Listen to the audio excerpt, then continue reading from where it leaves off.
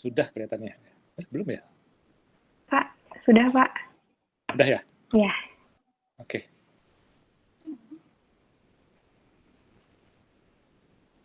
Oke, sebentar.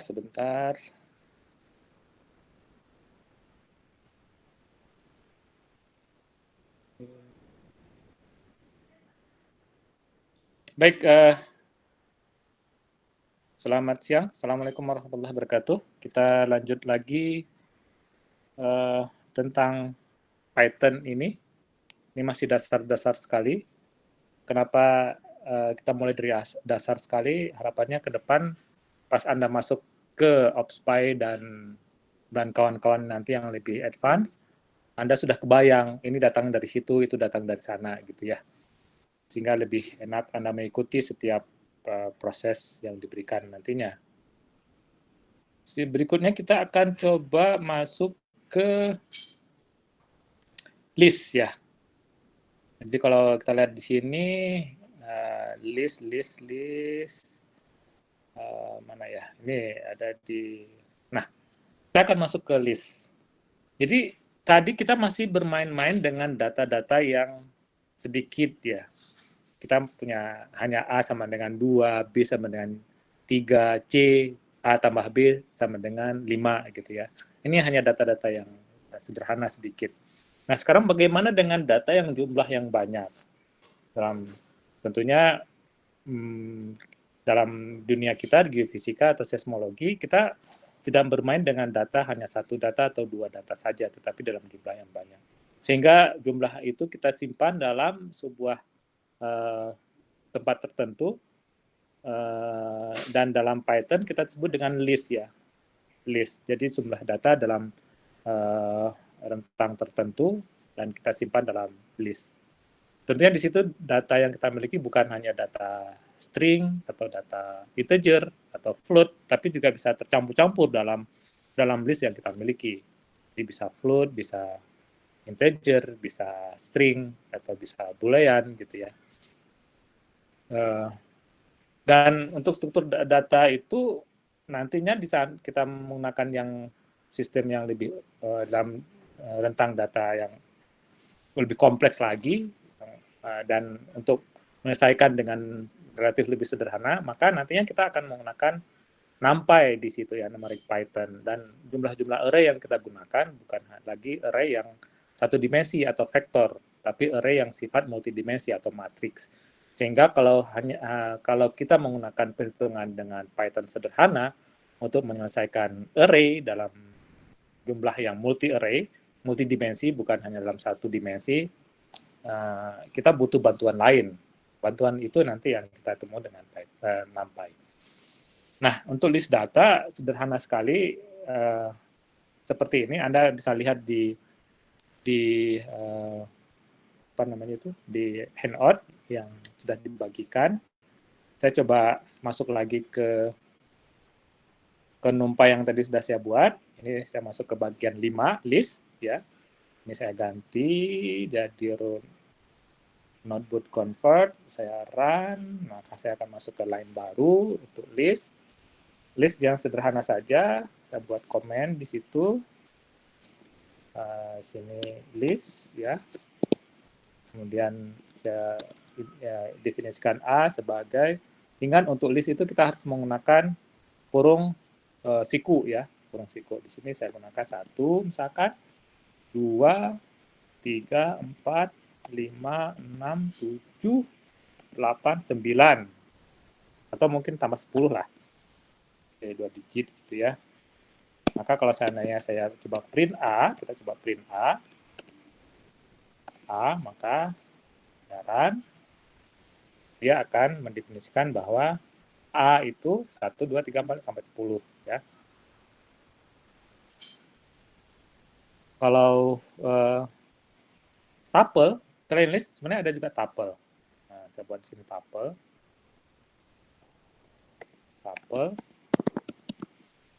Ya, saya coba kopikan di sini. Kita pindahkan ke bawah. Nah, kalau tuple itu berbeda dengan list. Kalau tuple itu dia menggunakan parenthesis ya, atau kurung biasa. Nah, ini tuple. Beda tuple dan list, kalau list itu bisa diotak-atik, bisa ditambah, diganti, atau dikurangi. Sedangkan tuple tidak, tuple udah fix di situ. Jadi sebuah komponen data yang kita miliki dan kita tidak mau kita rubah-rubah, udah kita lock, udah kita kunci, dan itu kita buat tanda kurung seperti ini. Sedangkan kalau tanda kurung siku seperti yang di atas, itu list dan bisa kita rubah-rubah. Kalau saya perintahkan type dari bisa nggak ya? Coba kita coba ya. Harusnya bisa. Coba. Nah, dia akan sebutkan bahwa tipe dari A itu list. Nah, ya. Nah, kalau saya buat ini B, biar dia nggak bingung. Saya buat B, kemudian tipe dari B, dengan siaran. Nah, tipenya tuple. Jadi kalau yang ini tuple, kalau yang ini list. Oke, begitu. Kemudian yang tadi saya sampaikan di sebelumnya bahwa kita bisa menggunakan bukan hanya integer. Kalau ini integer, di list kita bisa menggunakan multi tipe gitu ya. Multi tipe. Dan ini saya coba ambil, saya kopikan saja. Copy ke bawah. Kita kasih C misalkan untuk membedakan dengan sebelumnya. Misalkan 8 saya ganti dengan tipe string. Misalkan 8 apalah? 8 saya tulis 8 gitu ya. 8. Nah, dan saya print C-nya, saya print. Oke, run. Nah, dia akan mengakomodir. Jadi ada tipe string di situ, ada tipe integer. Kemudian saya juga bisa tambahkan tipe float, misalkan ini 6,2 misalkan. Dia juga bisa mengakomodir. Jadi beberapa tipe dari data. Oke. Kemudian kita coba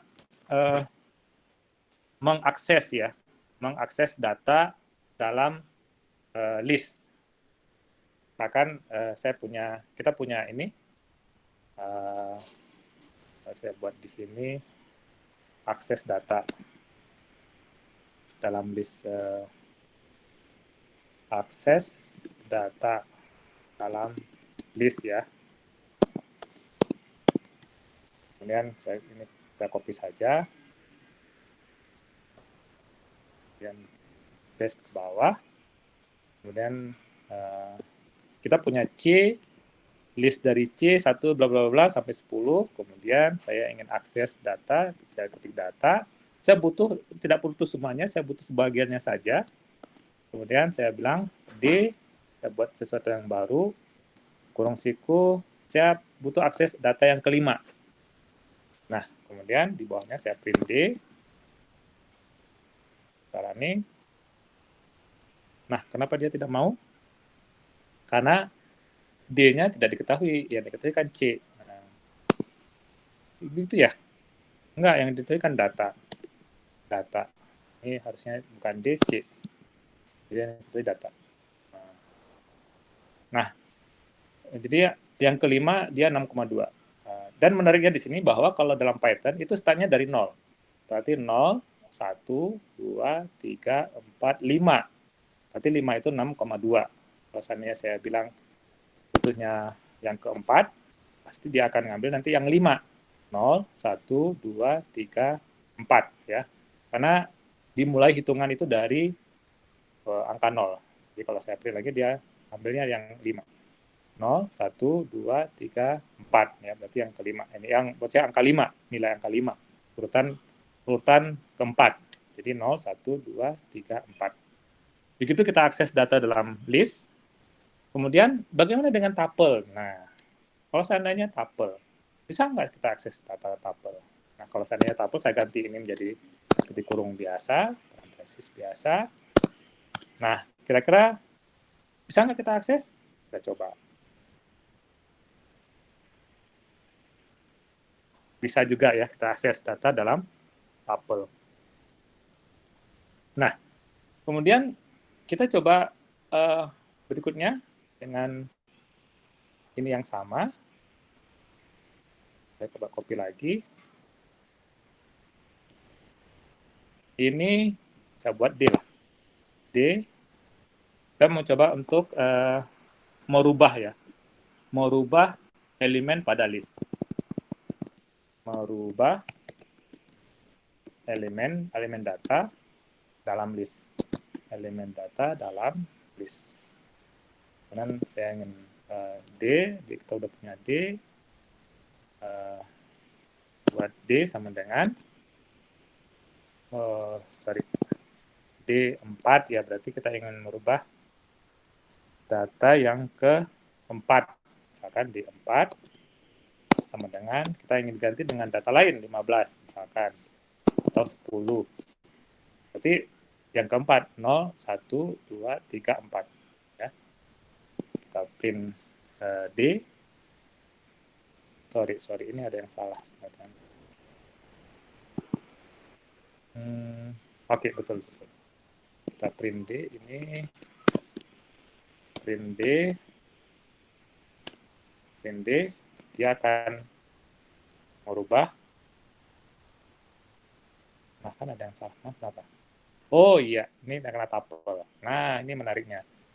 Tuple-nya dia nggak bisa merubah, karena yang tadi kita sampaikan di awal bahwa dia sudah fix ya, yang tidak bisa kita otak-atik lagi. Dia cuma kita bisa akses dan kita print, tapi tidak bisa kita rubah-rubah.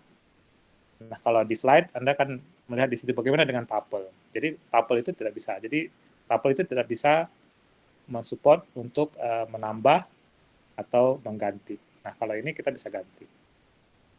Jadi, urutan yang keempat, 0, 1, 2, 3, 4, itu diganti dengan angka 10. Atau dirubah elemen dalam list. Kemudian bagaimana dengan menambah? Kalau menambah Anda tinggal menggunakan tuple gitu ya. Kok tuple? Append ya. Tambah misalkan, ini saya tambah D sama dengan, ini saya komen dulu biar kita nggak perlu copy paste lagi. Ini saya komen D titik append ya. Kemudian saya tambah dengan 11 misalkan ya. Ini 11. Dengan print D, kita coba run. Maka dia akan menambah angka 11 di ujungnya. Bagaimana dengan mengurangi? Kalau mengurangi kita tinggal D pop ya. Ini sebuah istilah dalam bahasa Python. Nanti Anda bisa melihat di tutorial Python, Anda bisa akses. Anda bisa lihat beberapa perintah. Ini hanya contoh-contoh saja. Misalkan yang ingin mengurangi 4 gitu ya. Kira-kira apa yang terjadi? Coba kita lihat. Apa yang terjadi? 1, 2, 3, 4. Jadi ada yang hilang di situ ya. Hilangnya berapa? 5-nya hilang ya. Jadi angka yang keempatnya hilang. 0, 1, 2, 3, 4. Jadi urutan yang keempatnya hilang. Yang tadi D pop 4, berarti 0, 1, 2, 3, 4. 5-nya hilang. Jadi urutan yang kelima, nilai urutan yang kelimanya jadi hilang. Kita potong gitu ya. Kita potong di urutan yang kelima. Jadi ini nanti Anda bisa mencoba-coba untuk melihat beberapa. Kita juga bisa membalikkan ya. Membalikkan angka, misalkan saya ingin membalikkan urutan yang di situ menjadi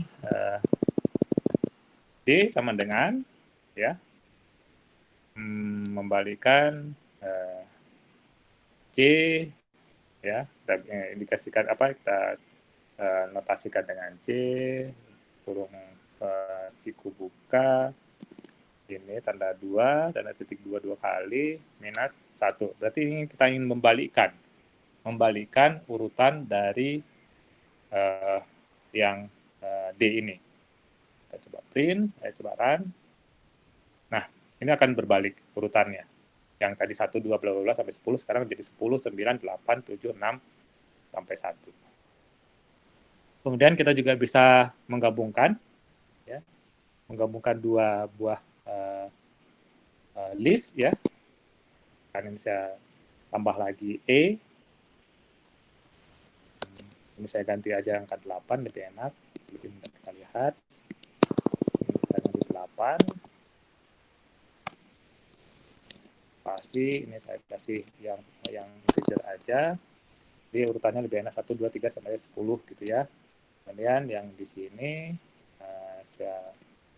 kita kopikan saja.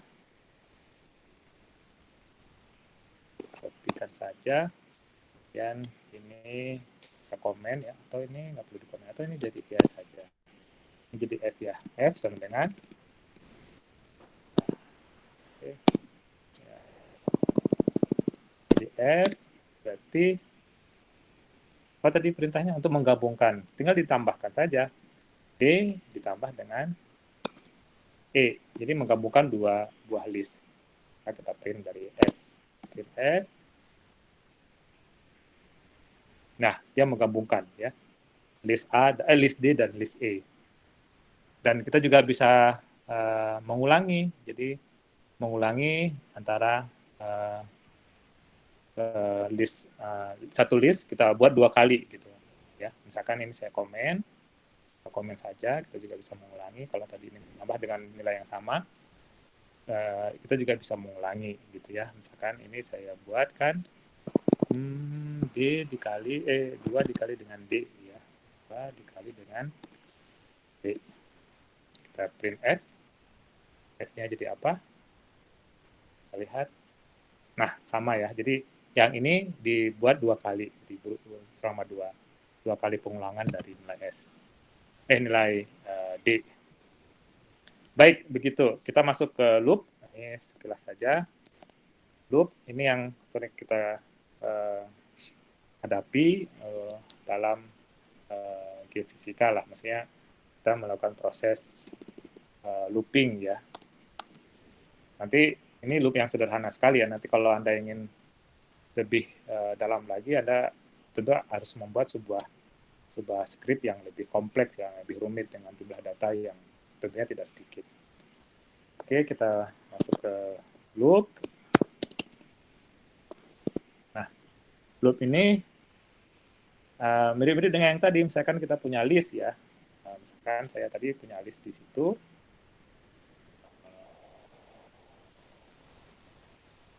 List D ini saya punya di atas D, misalkan. Copy ke bawah. Nah, kemudian for ini hampir mirip dengan MATLAB ya kelihatannya. In D, for I in D, maksudnya for I in D, ya, titik 2 jangan lupa. Dia akan membuat indentasi, istilahnya indentasi ya. Dia ada sedikit masuk ke dalam. Kemudian saya print I, ya, print I. Kemudian kita akan jalankan run. Yang terjadi, nah dia akan mengulangi, dia I untuk 1, kemudian urutan kedua I untuk 2 sampai dengan sampai dengan ke 10. Jadi mengulang dengan memerintahkan ini yang pertama 1, yang kedua di urutan kedua 2, urutan ketiga 3 sampai ke terakhir. Atau kalau seandainya kita ingin menuliskan yang bentuk string, misalkan string, taruhlah di sini saya tuliskan halo gitu ya, halo string, maka di sini saya bisa menambahkan panjang dari karakter yang ada dalam D. Maka saya bisa menuliskan print dari len itu maksudnya length, len dari I. Oke, nah, saya bisa print. Ada yang salah sebenarnya. Ada yang salah mana nih?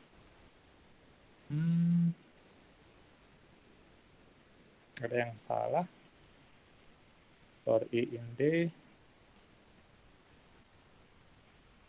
Oh ya, karena yang ini integer ya, integer dia tidak menghitung kalau seandainya saya ganti dengan semua string.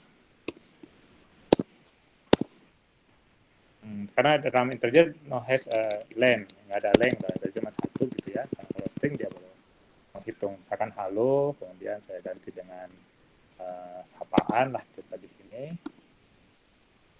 Ya, kalau saya run, dia akan menghitung bahwa halo itu jumlah komponen karakternya ada 5, kalau sapaan jumlah karakternya ada 6. Dan ini Anda juga bisa mencoba dengan beberapa yang lain. Jadi untuk mengetahui jumlah dalam dalam list itu berapa karakter dalam setiap stringnya. Kemudian kita juga bisa menggunakan list ya sebagai sebuah iterable ya, sesuatu yang bisa diiterasi. Kemudian kita tulis di sini list sebagai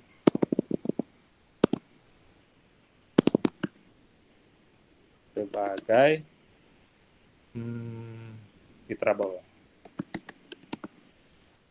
ya.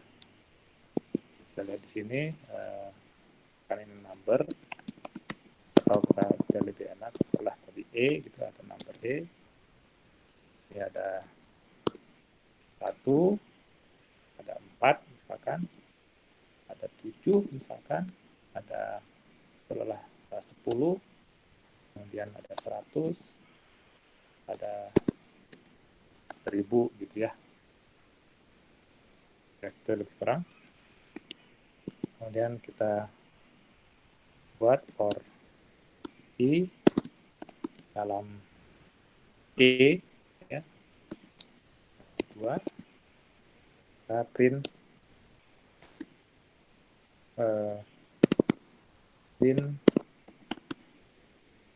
i. Jadi yang kita suruh printnya bagian yang i. Maka dia akan menghitung sebuah iterasi dari i. Jadi menghitung melakukan sebuah pengulangan sebuah iterasi dari format i terhadap gitu ya. Kemudian ada juga for dalam for ya. Kalau for dalam for kita membuat sebuah beberapa bagian dari number, misalkan kita tulis ini, saya tulis di sini for dalam for. Jadi ada 2 kali iterasi yang kita munculkan di situ. Yang pertama 61, kita tuliskan dengan dengan angka 0, 1, 2, 3, 4, 5, 6, 7, 8, 9, 10 gitu ya. Kemudian 62 sama dengan ini, copy saja.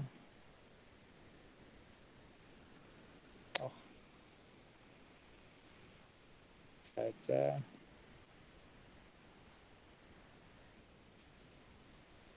Kita berikan angka yang berbeda, taruhlah sini 10, sini 11, 12, 13, 14, 16, 17, 18, 19, 20 gitu. Kemudian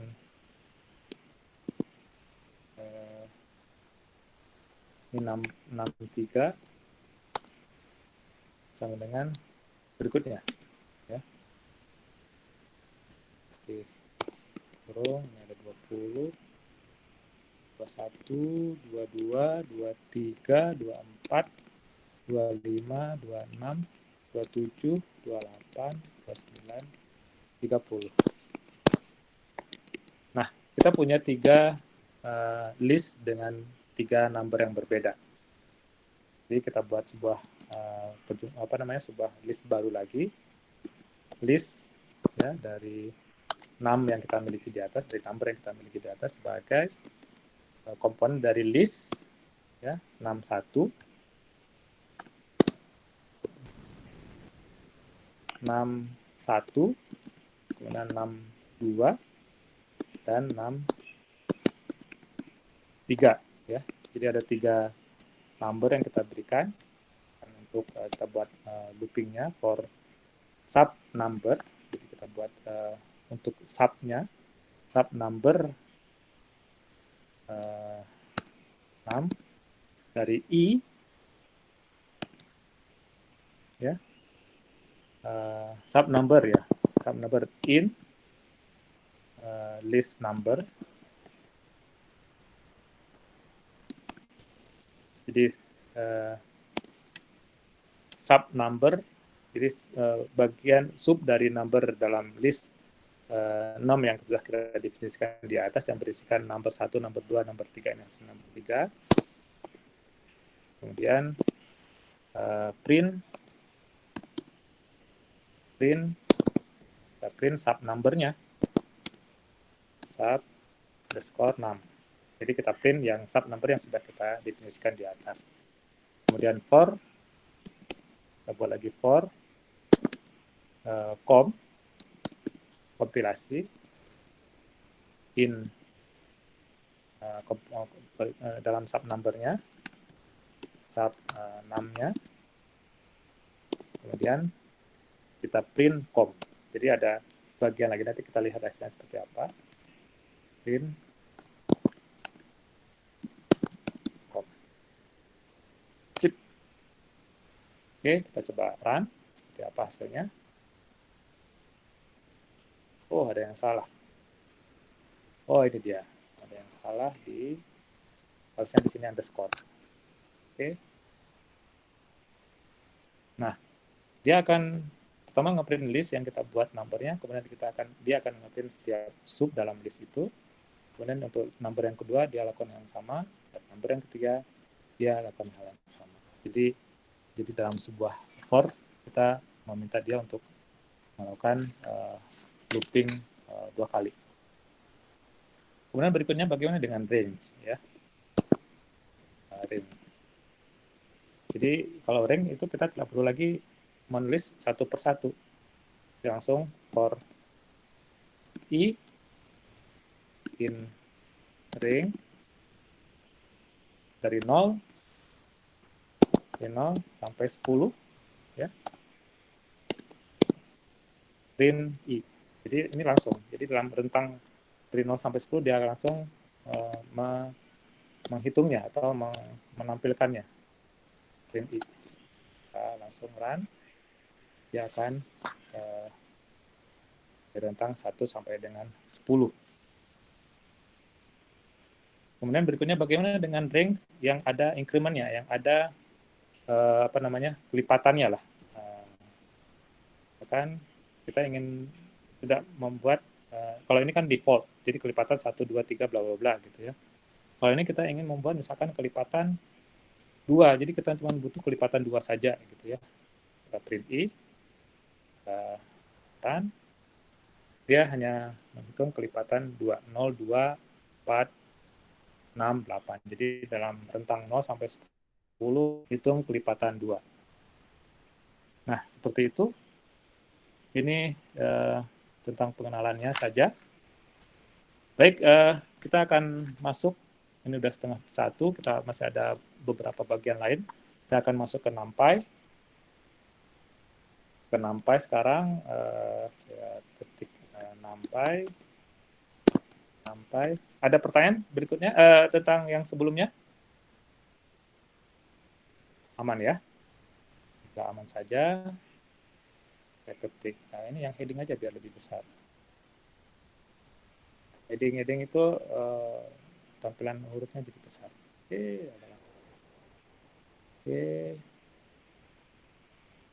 Nah, sekarang kita masuk ke NumPy. Sebenarnya di sini udah saya, apapun juga bisa sebenarnya. Ada yang nomor 2, modul NumPy. Untuk NumPy,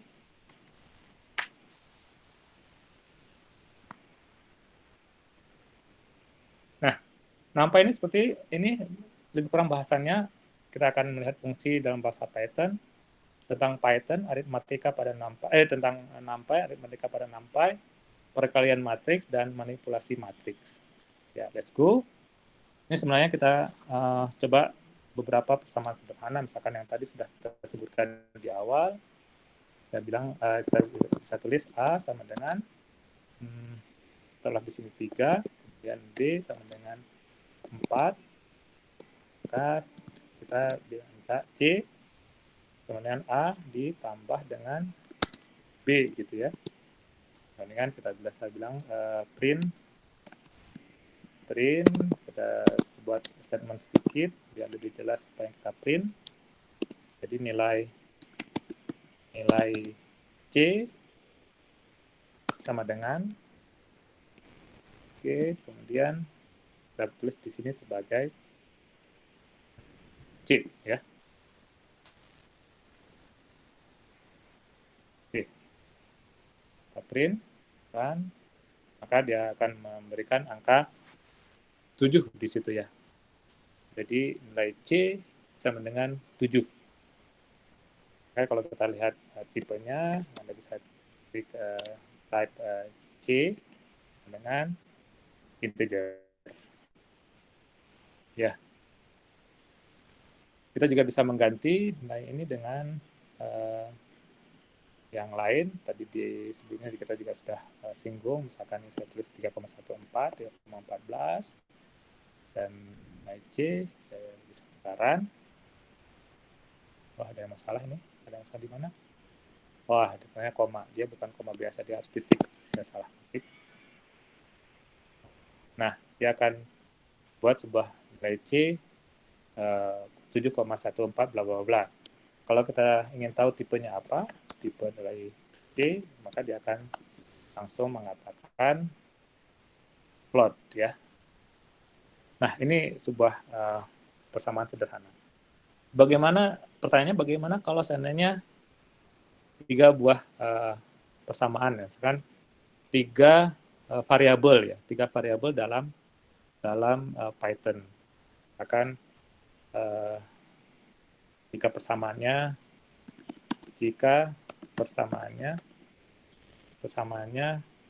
T atau Z lah. Oh, jangan.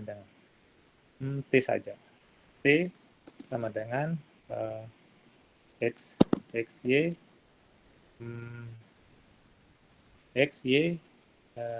tambah Z. Nah, selesaikan dalam persamaan Python. Selesaikan dengan X sama dengan 3, Y sama dengan 5, dan Z sama dengan 6. Nah, selesaikan dalam solusi Python. Selesaikan dalam script Python. Selesaikan dalam script Python.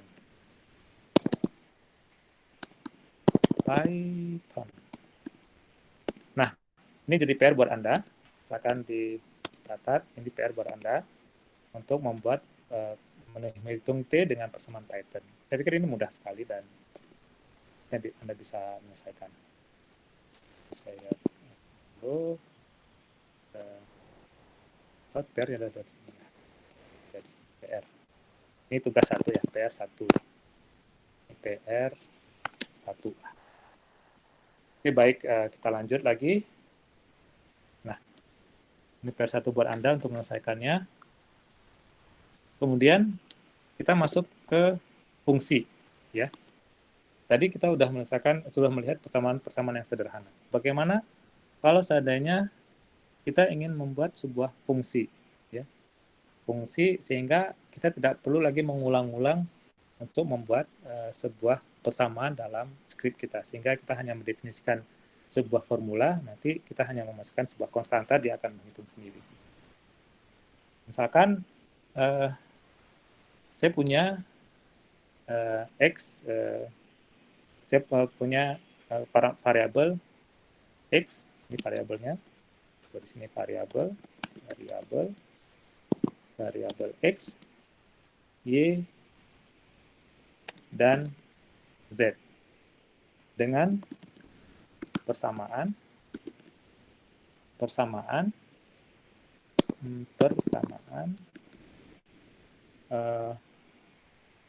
X, Y, sama seperti yang tugas, dari mudah tadi, Z gitu ya. Yang persamaan X, Y, dan plus Z, atau persamaan T sama dengan X, Y, plus Z, begitu ya. Kemudian hitung nilai T. Nah, saat hitung nilai T, kita akan mencoba untuk membuat sebuah fungsi ya. Saya ketik di sini def, karena dalam Python fungsi dikenal dengan def. Kemudian saya buat sebuah bisa compute gitu ya, compute fungsi dari untuk menghitung T, compute nilai T dari X, Y, dan Z. Kemudian ini saya buat tanda dalam fungsi itu harus diakhiri dengan tanda titik 2. Kemudian saya sebutkan di sini bahwa T sama dengan X ya dikali dengan Y tambah dengan Z. Oke, kemudian return T, gitu ya, dan T. Oke, sekarang, ini sebuah fungsi yang kita berikan. Maka di saat nanti kalau saya ingin menghitung nilai X, Y, dan Z dengan fungsi yang dengan persamaan yang ini, maka saya langsung bisa compute, misalkan compute T, underscore T, X-nya berapa, misalkan adalah X-nya 4, Y-nya 5, Z-nya 8, dia langsung mengambil ke fungsi yang kita definisikan di atas. Oke, dia langsung outputnya, outputnya 28. Jadi seperti itu kita membuat fungsi. Nah, berikutnya kita buat lagi yang kedua. Ini PR yang keduanya, Anda ini PR 2. Jika di awal tadi Anda kan sudah diperkenalkan dengan merubah konversi dari temperatur ya, konversi temperatur.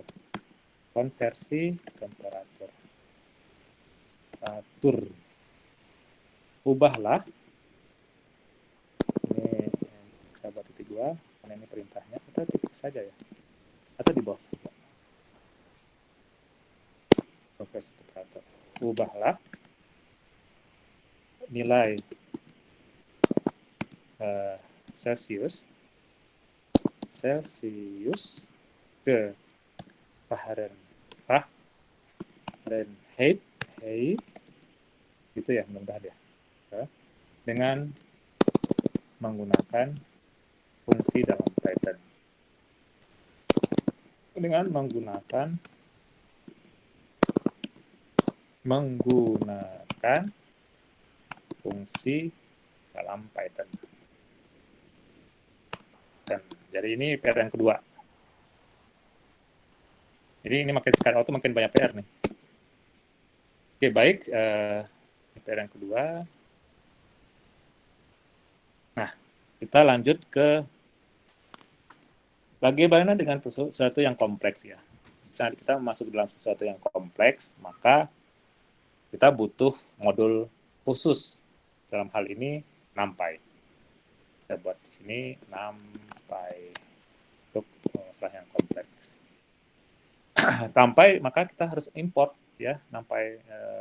Misalkan kita ingin membuat sebuah vektor. Ini kita buat membuat vektor maksudnya di sini adalah sebuah array dalam satu dimensi ya, membuat vektor. Di sini satu array, satu dimensi gitu ya. Berarti di sini harus saya import modul, namanya modulnya import NumPy plus np. Ini sebuah untuk memudahkan kita menulis sebenarnya. np itu orang banyak menggunakan singkatan-singkatan yang lain, tapi yang familiar digunakan untuk NumPy itu biasanya np. Ya, kemudian kita punya A NP array titik array, jadi sebuah perintah untuk melihat bahwa yang tadinya list dalam Python kemudian di sini sebagai sebuah array dalam NumPy, ya kita misalkan sebagai array. Sehingga notasinya akan berbeda. Kita buat dua kurung biasa dan kurung siku. 1, 2, isi array-nya 3, 4, 5. Ya, ada 5. Kemudian B dengan np.array. Ya, oke, ini ada kemungkinan jangan sampai lupa, dan saya tulis 1, 2, 3,5, jadi ada float di situ, bersih nilai float 4 dan 5. Oke, kalau saya print, ya, tinggal bisa juga atau A1 juga bisa, A1 dan A2. Kita print A1, kemudian print A2. Oke, kita run. Apa yang terjadi? Nah, begitu dia akan nge-print sama seperti list, lebih kurang, tetapi ada beberapa bagian yang tidak bisa diselesaikan dalam list. Kita harus menggunakan NumPy di situ untuk beberapa permasalahan yang lebih kompleks tentunya. Selain itu kita juga bisa membuat yang namanya range, ya. Yang tadi juga range di list, ya. Yang saya copy lagi. Saya tulis di situ komen 02, membuat sektor untuk range. Saya tetap kita mengimport NumPy as NP, kemudian kita bisa ketik ini range. Kalau di Python biasa itu namanya range, ya, range biasa. Kalau di sini kita untuk NumPy kita harus ada A, array range. Jadi array dalam range tertentu. Array dalam range. Jadi range ini saja dari 1 sampai dari 0 misalkan, dari 0 sampai 10 dengan increment-nya 2, ya. Jadi dari 0 sampai 10 dengan increment-nya 2. Print B.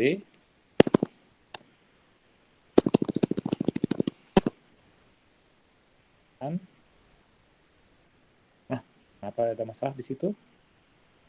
Saya kelebihan memberikan angka ini dia.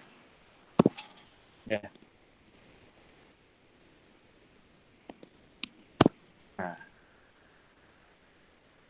Nah, begitu. Jadi dia menghitung array dari 0 sampai 10 dengan kelipatan 2. Anda juga bisa mencoba untuk membuat yang lain, ya, dengan namespace dan beberapa yang lain. Kemudian kita akan masuk ke matriks untuk multidimensi. Ini array multidimensi, ya. Buat di sini 03, array untuk yang tadi satu dimensi vektor, sekarang multidimensi, atau matriks, ya. Ini yang sering kita berhadapan dengan yang seperti ini. Nah, kita akan coba seperti sebelumnya, kita akan import NumPy. Sebenarnya kalau udah import di atas nggak perlu, tapi ini untuk mengingatkan saja, ya. Kita bermain di NumPy as NP, kemudian kita tuliskan D dengan ini sebuah array yang kita buat, array multidimensi yang kita buat, np dot array, kemudian ini buat bentuk kurung tutup biasa kurung siku dan 1, 2, 3, 4, 5. Jadi untuk baris pertama, kemudian kita lanjut ke yang berikutnya. Saya ada yang terlewat di belakangnya, ada yang kurang. Saya harus menambahkan ini untuk pertama. Oke, yang kurang. Kemudian ini saya kasih tanda koma. Kemudian berikutnya 6, 7, 8, 9, 10. Oke. Ini punya itu punya sana, itu ini nggak perlu, punya sana. Oke. Berikutnya kita print D. Dia akan memberikan matrik ya. Matrik berapa nih? Matrik 25 ya. Kemudian dari situ kita juga bisa membuat matrik 0 ya. Kita coba import. Ini saya kopikan saja. Kita kopikan. Ya. Kemudian kita buat matrik 0. Dalam NumPy kita bisa membuat dengan perintah np.zero zeros ya. Ini kita buat 5 matrik 5 kali 5 kali 5, maka kita bisa print E dan kita lihat apa hasilnya. Nah, ini matrik 0-nya. Hal yang sama kita lakukan untuk matrik 1. Tentunya kita ganti dengan ones. Ini matrik 1, cuma isinya 1. Ini saya pikir mudah-mudah saja. Kemudian untuk operasi dalam matrik, aritmatika dalam matrik bisa juga kita gunakan. Aritmatika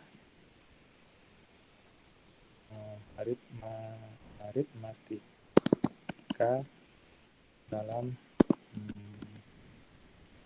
NumPy atau NumPy. Anda bisa coba di slide yang sudah saya bagikan, Anda bisa coba-coba ya. Karena waktunya sudah mepet. Di situ juga Anda bisa coba indexing, slicing, dan iterating atau iteration. Kemudian di bagian operasi perkalian matriks dan NumPy Anda bisa coba ya. Di situ sudah saya berikan di slide. Kemudian PR berikutnya kita berikan PR saja, PR yang ketiga. Kita tuliskan PR yang ketiga. Ini perkalian matrik ya. Perkalian matrik.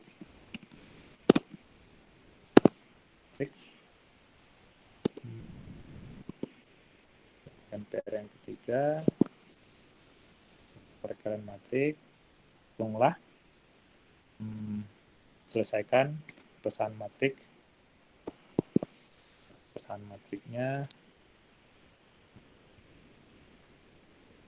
Kita buat 1, 2, 3, 4, 5 ya. Ini sama. Kemudian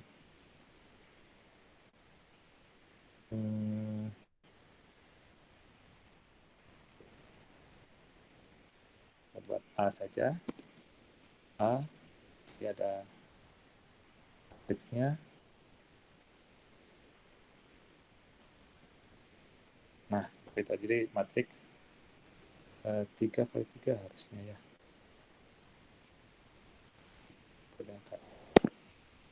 Ini 456. 456. Jadi ini matriks 3x3 dan B-nya dengan matriks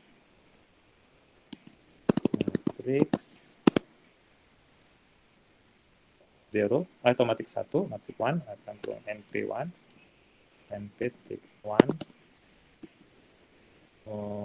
dengan artinya 3 kali 3 ya. Oke, 3,3. Jadi Anda menyelesaikan matriks ini, matriks 1, 2, 3, 4, 5, 6 dengan perkalian. Selesaikan matriks perkalian, selesaikan perkalian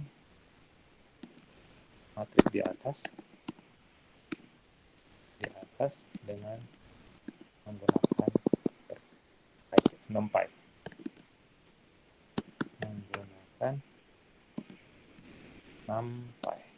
Oke.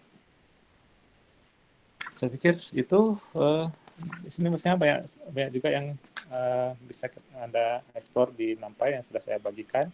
Anda bisa melakukan beberapa manipulasi dengan matriks, misalkan ada transpose, ada apa lagi ya, manipulasi matriks, ada transpose, ada untuk flatten array, kemudian reshape ya dari matriks, dan juga Anda bisa melakukan dengan stacking matriks ya dari yang dari bagian yang sudah saya berikan di awal. Oke, kita coba masuk ke yang matplotlib. Ini matplotlib sebenarnya hanya plotting sebenarnya di situ.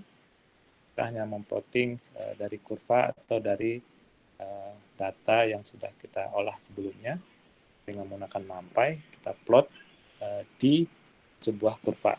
Contoh sederhananya, saya buat di sini contoh sederhananya.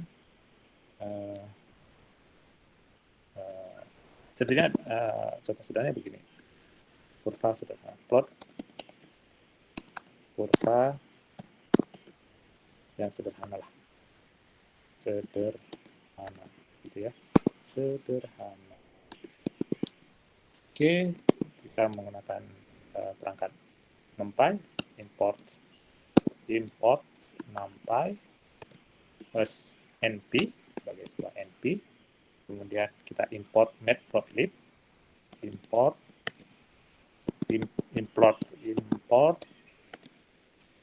matplotlib, ya, matplotlib .pyplot. Ini sebuah modul yang ada dalam matplotlib, pyplot, pattern plotting.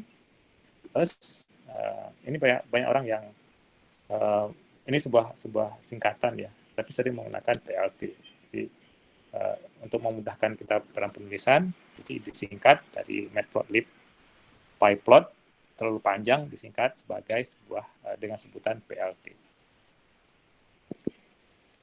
Pertama kita urutannya satu. Yang ini yang pertama sebenarnya, ini yang pertama. Kita buat urutan biar lebih mudah nanti ya. Satu, import modul. Yang kedua kita siapkan data yang mau diplot. Siapkan data berarti kita punya A, misalkan contoh sederhananya np.array ya. Dan di sini datanya ada 1, datanya 2, 3, 4, 5. Jadi ada 5 data. Untuk A, kemudian B, np.array. Kita punya biar lebih mudah, itu dikali 2 semua mungkin ya. Coba 1 dikali 2 dengan 2, semua dikali 2 ini dengan 4, dikali 2 ini dengan 6, dikali 2 jadi 8, 8 ya. 8. Yang kali 2 jadi 10. Gitu ya. Oke. Kemudian kita perintah ketiganya atau urutan ketiganya. Urutan ketiga kita melakukan perintah plotting. Perintah plotting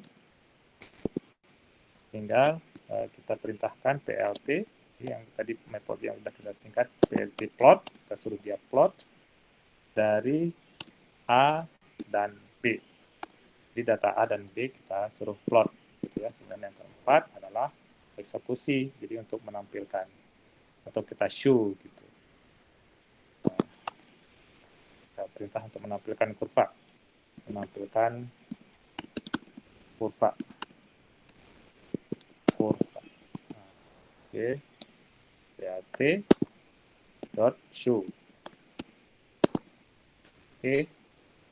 Persebaran jalan. Nah, dia nggak jalan. Kenapa ya? Nah, jalan dia.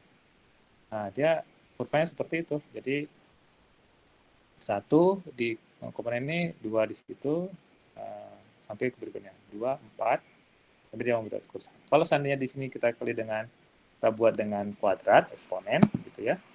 Di sini 1, di 4, di sini 9, di sini 16, ini 25. Jadi sebuah eksponensial ya, kuadrat. Sekarang lagi hitung, nah dia membentuk sebuah kuadrat yang ya seperti eksponensial lah, gitu ya. Kemudian bagaimana kalau kita ingin menampilkan dua kurva? Kalau kita ingin menampilkan dua kurva, kita ingin bisa kita tambahkan langsung C di sini, C sama dengan np dot array yang kurang. Kemudian berarti kalau itu coba kita kali 2 ya. Saya kali 2 semua, ini kali 2. 2 ini 8, ini 18, ini 32 ya. Ini 50. Saya kali 2 semua. Dan pertama saya plot A terhadap B. Kemudian berikutnya PLT plot A terhadap C ya. Jadi ada dua kurva yang kita plot. Show run. Jadi ada dua kurva muncul di situ, kurva yang berwarna biru dan berwarna orange. Dan di slide yang saya bagikan, Anda bisa melakukan banyak hal di situ dengan melakukan fine tuning, mendapatkan label, menambahkan, misalkan membuat apa namanya itu line style-nya, ya. Anda bisa melakukan line style dan membuat judul. Sekarang kita coba buat judul ya, buat judul dari kurva kita. Misalkan saya tambahkan di situ PLT sini judul PLT title dari kurva kita apa, kemudian buat jadi dia string, seolah contoh kurva apa ya, kurva saja gitu ya. Buat title itu, kemudian sekarang kemudian jalan. Nah, ini judulnya kurva kita saja. Kemudian kita buat label untuk bagian X ya, plt dot X label. Di bagian X label ya, taruhlah di sini sebagai waktu lah kita bilang, waktu gitu ya. Contoh sederhananya dengan satuan detik dan Y label plt dot Y label dalam kurung ke atas apalah kira-kira waktu, mungkin apa ya, jumlah waktu itu jumlah orang gitu ya. Jadi kalau waktu sekian jumlah orang ya, ini contoh orang. Oke, sebagai contoh saja.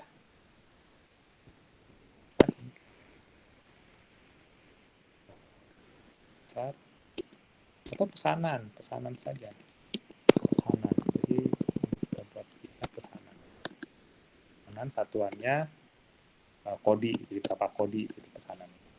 Dalam waktu ini mungkin hari lah. Satu hari berapa kodi pesanan. Oke, kita coba run. Nah, itu. Jadi ini dalam hari sekian. Ya, tapi ada 2 kurva di sini ya. Kita kasih satu aja biar nggak membingungkan. Atau bisa juga kita buat nanti waktu mungkin ini karena sekarang dengan COVID, kasus COVID ya, kasus COVID. Kita simpan seperti itu. Terus, jadi orang mungkin di sini ya, orang. Nah, berikutnya kita bisa mengidentifikasikan, misalkan kita ingin buat plot text ya, plot text, kita tambahkan teksnya, kita tambahkan plt plot text ya, dengan posisinya, kira berapa nih posisinya? Taruhlah posisinya 3 untuk X dan 0,5 untuk Y ya, maksudnya posisinya berarti kalau 3 di sini gitu ya, 3 itu di sini, kemudian kalau terletak di sini, ini kalau Y di situ ya. Jadi nanti saya akan membuat sebuah tag untuk mengidentifikasikan atau untuk membuat nama dari kurva ini apa, kurva ini apa masuk. Kan kita buat 4 ya, 4,4 ya, 4,4 dan koma ini misalkan ya negara atau Indonesia misalkan, jadi masih trennya masih naik Indonesia. Nah itu kita run, enggak ya? Nah, oh peluru di bawah ya. Oh, harusnya 40. Sorry. Di atas. Kita bisa di sini 3. Ini berarti 3 ini 40. Jadi kita untuk memberikan ID dari kurva. Nah, itu Indonesia. Kan print lagi. Kita copy lagi. Nanti Anda bisa mencoba juga di slide itu sudah ada banyak ini ya, contoh-contohnya. 20, telah di sini apa ya lagi tren sekarang ya. Nah, juga mungkin setelah Rusia, ini contoh saja gitu ya. Nah, begitu. Jadi ini Indonesia itu Rusia. Oke, baik, itu tentang Matplotlib untuk buat kurva sederhana. Ya, Anda juga bisa merubah tipe-tipe kurvanya. Sekarang kita masuk ke BaseMap. Terakhir BaseMap, ya, BaseMap sederhana sekali. Kita langsung import dari BaseMap-nya npl from npl dot underscore bukan dot toolkit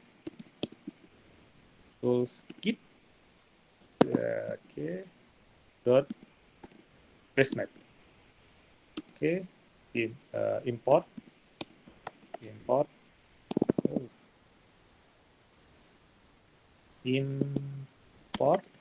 BaseMap. Oke, lanjut kita import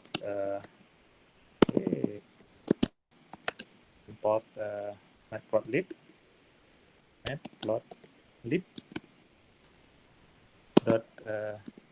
pyplot plus plt. Nah, ini modul yang kita import. Ya, kita buat ini. Bagian pertamanya, langkah pertamanya, ini import modul, kemudian langkah keduanya apa ya? Langkah keduanya adalah panggil basenet ya, atau eksekusi perintah basenet, plot basenet. Ya. Basenet. Oke, kita panggil basenetnya map ya, sama dengan basenet. Berikutnya kita panggil map, eksekusi map dot draw cost untuk coastline-nya. Draw. Udah siang nih, belum makan jadi agak berat nih. Coastline. Begitu ya. Kemudian kita eksekusi 3. Kita eksekusi plot plt show. Nah, show-nya, nah itu nah, ada masalah, ada yang salah ketik di sini. Ini nggak ada S di situ, nah tools tapi tool. Kok lama? Nah, itu dia. Keluar petanya. Nah, itu peta kita yang pertama. Anda juga bisa plot nanti peta Anda sendiri. Maksudnya peta Anda sendiri. Peta globe yang ada di slide. Nah, kemudian kita coba plot Indonesia gitu ya. Nggak seru kalau nggak kita plot Indonesia. Nah, kalau kita plot Indonesia memang agak panjang ini skripnya. Anda bisa lihat di situ untuk plot Indonesia. Kita coba praktekkan ya. Kita coba. Masih ada waktu ini, udah 3. Oke, gitu. Jadi PR-nya, langsung PR aja, PR yang keempat gitu ya. PR berapa sekarang? Keempat? Jadi berapa? Iya Pak, keempat Pak. Keempat ya, PR yang keempat. PR yang keempat, Anda kan sudah dibekali dengan yang di slide ya, ada peta Indonesia di situ. Sekarang plot peta pulau ya, peta pulau tempat Anda tinggal. Nah, pulau tempat Anda tinggal.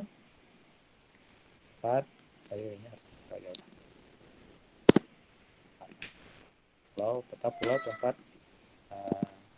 kalian tinggal. Ya. Dan tentukan koordinat kotanya.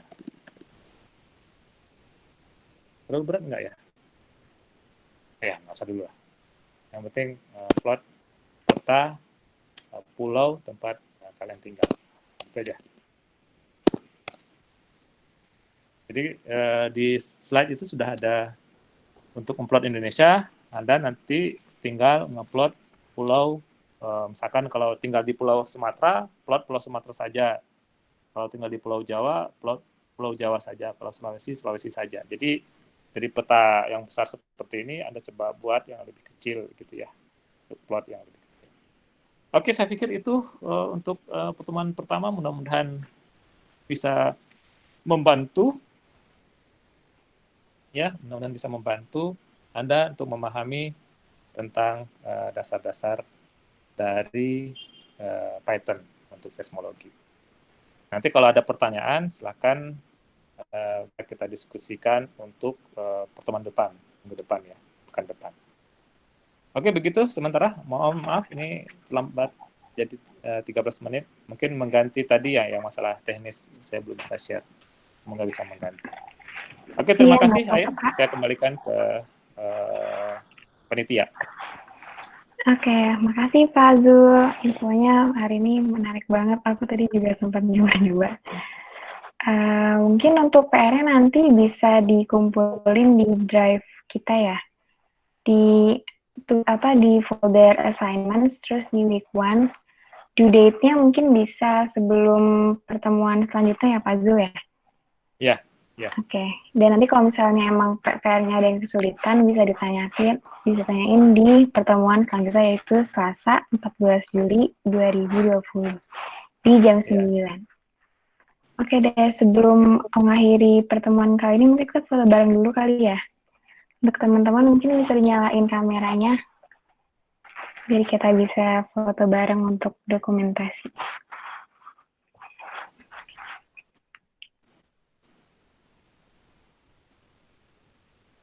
Ini ditunggu teman-teman untuk on kamera.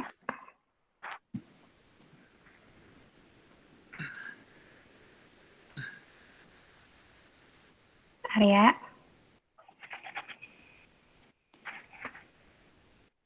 Bisa dipandu ya.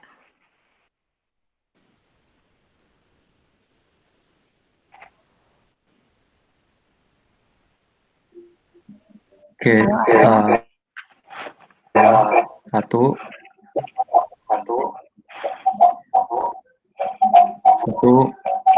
dua, tiga.